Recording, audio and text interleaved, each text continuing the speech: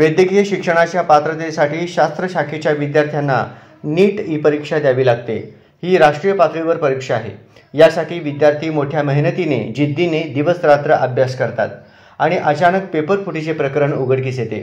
यामुळे प्रामाणिक विद्यार्थ्यांवर हा अन्याय होतो। यात कोणाचा दोष आहे?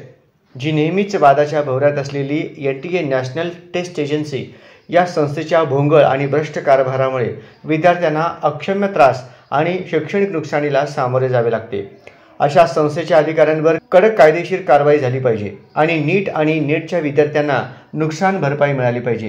ही प्रमुख मागणी भारताचा लोकशाहीवादी युवा महासंघ DYFI व विद्यार्थी आघाडी SFIच्या वतीने 10 जुलै रोजी सकाळी 11 वाजता नवीन जिल्हाधिकारी कार्यालय येथे DYFIचे जिल्हाध्यक्ष विक्रम कलबुर्गी व SFIचे जिल्हा सचिव मल्लेशम कारंपुरी यांच्या नेतृत्वाखाली आंदोलन करण्यात येणार आहे। तरी सर्व 12वी इयत्तेत शिकणाऱ्या आणि नीट परीक्षा दिलेल्या सर्व विद्यार्थ्यांनी या आंदोलनात सहभागी व्हावे असे आवाहन युवा महासंघाच्या वतीने करण्यात येत असल्याची माहिती महासंघाचे केंद्रीय समिती सदस्य ॲडव्होकेट अनिल वासम यांनी केले। विद्यार्थी आणि युवकांना DYFI आणि SFIच्या वतीने विनंती करण्यात येत आहे। उद्या 10 जुलै सकाळी ठीक 11 वाजता पत्रकार भवन ते नवीन जिल्हाधिकारी कार्यालयावरती आमचा मोर्चा निघणार आहे। याचं प्रमुख कारण म्हणजे ज्यांना डॉक्टर व्हायचं आहे, डॉक्टर होण्याचं स्वप्न बाळगणाऱ्या विद्यार्थ्यावरती मोठा अन्याय या देशात झालेला आहे। 4 जून रोजी या देशात नीटची परीक्षा पार पडली। या परीक्षेमध्ये प्रचंड गोंधळ झाला, पेपर फुटला। याचं कारण म्हणजे नॅशनल टेस्ट एजन्सी या NTA सारख्या भ्रष्ट संस्थेने ह्या विद्यार्थ्यावरती अन्याय करण्याचं काम केलेलं आहे। त्या संस्थेवरती तात्काळ बंदी आणली पाहिजे। त्याचबरोबर त्या संस्थेतल्या भ्रष्ट अधिकाऱ्यावरती कठीण आणि कडक कारवाई झाली पाहिजे।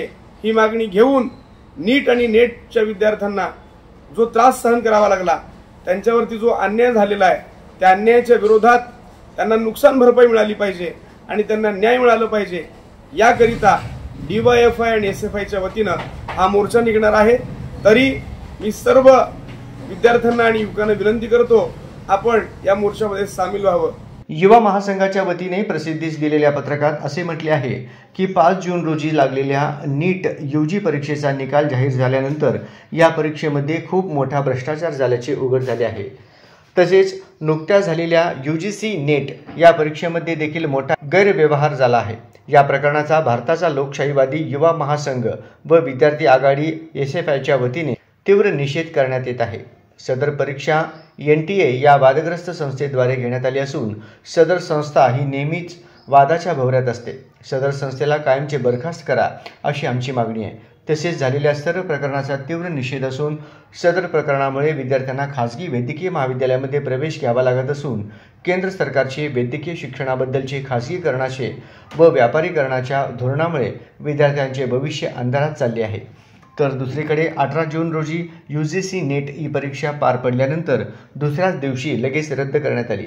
त्यात सुद्धा गैरप्रकार घडल्याचे समोर आले आहे। तसेच CSIR नीट PG या परीक्षेमध्ये देखील मोठा गोंधळ चाललाय। त्यामुळे सदरील पूर्ण भ्रष्टाचाराचा निपक्षपाती व पारदर्शकपणे तपास करून NTA या संस्थेवर कायमस्वरूपी बंदी घालावी।